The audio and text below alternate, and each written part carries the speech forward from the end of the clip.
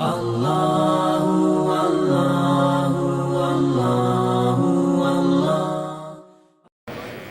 مبارکہ یاسین کے بارے میں ایک سے زیادہ روایات موجود ہیں، اللہ کے رسول کی بھی، مولائے متقیان کی بھی، اور دیگر ائمہ اہل بیت کی بھی۔ ہماری اور آپ کی مشکلات و مجبوریاں بہت زیادہ ہیں، اور ان مشکلات و مجبوریوں میں کوئی پریشان ہو تو ہو، مگر آل محمد کے چاہنے والے پریشان ہوں، یہ کچھ مناسب نہیں لگتا۔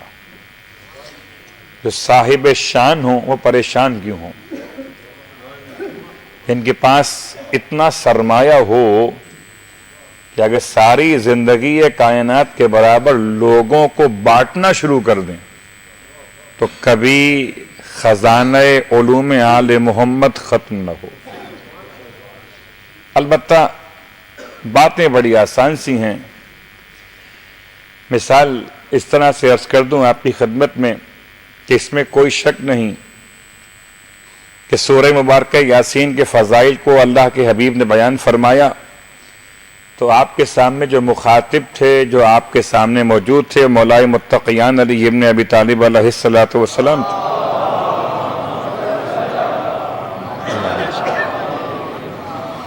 اور آپ نے ارشاد فرمایا کہ یا علی، سورہ یاسین کے اتنے فائدے یہاں تک کہ شمار کرتے کرتے 10 فائدے بیان کیے گئے۔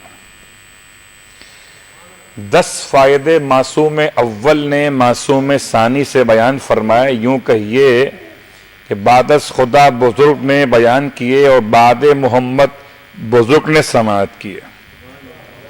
کہنے والے کو محمد کہتے ہیں، سننے والے کو علی کہتے ہیں۔ اب اگر ان دونوں کے بعد بھی انسان کو یقین نہ آئے تو پھر خدا ہی حافظ صلوات پڑھے محمد و آل محمد۔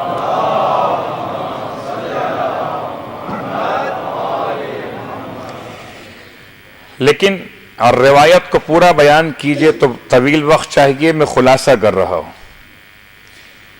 ارشاد فرمایا کہ یا علی، اگر کوئی انسان روٹی چاہتا ہو، بھوکا ہو اور خدا سے روٹی طلب کرنا چاہے، سورہ یاسین پڑھے، خدا کہیں نہ کہیں سے اس کے رزق کا انتظام کر دے گا۔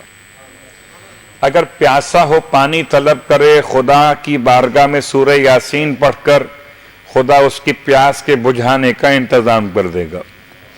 اگر لباس کی احتیاج ہو، صاحب احتیاج لباس ہو، اس کو لباس چاہیے ہو، سورہ یاسین پڑھے، خدا لباس اس کو عطا کر دے گا۔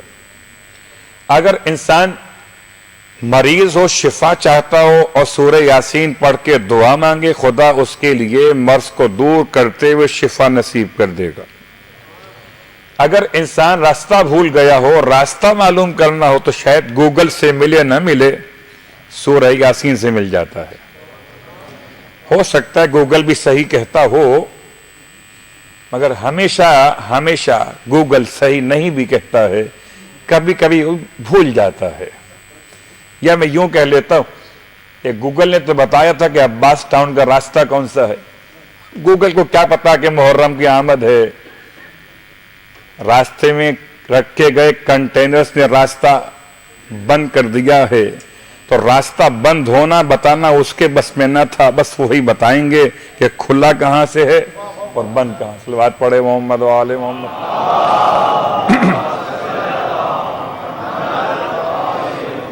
تو اگر راہ گمشدہ، راستہ بھول جانے والا، نیٹ نہ رکھتا ہو، گوگل سے معلوم نہ کر سکتا ہو اور سورہ یاسین پہ یقین بھی رکھتا ہو، پڑھے ہی سورہ یاسین، اور مجھے یقین ہے کہ سورہ یاسین پڑھنا شروع کرے گا، یاسین مکمل نہیں ہوگی، راستہ سمجھ میں آ جائے گا۔ اب یہ الگ بات ہے کہ بعد میں مکمل کرتا ہے کہ نہیں کرتا، مگر روایت کے الفاظ یہی ہیں۔ اگر کوئی قید میں ہو اور قید سے رہائی چاہتا ہو تو سورہ یاسین کی تلاوت کرے، قید سے رہائی کے اسباب بن جائیں گے۔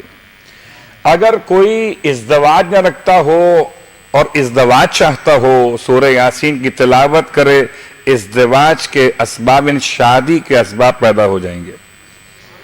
اگر کوئی چاہتا ہو کہ اس کے مرحوم کی مغفرت ہو جائے، اس کے لیے خدا جنت کا راستہ آسان کر دے، تو وہ تلاوت کرے سورہ یاسین کو برائے مرحومین، تو خدا مرنے والوں کے گناہوں کو بخش دیتا ہے۔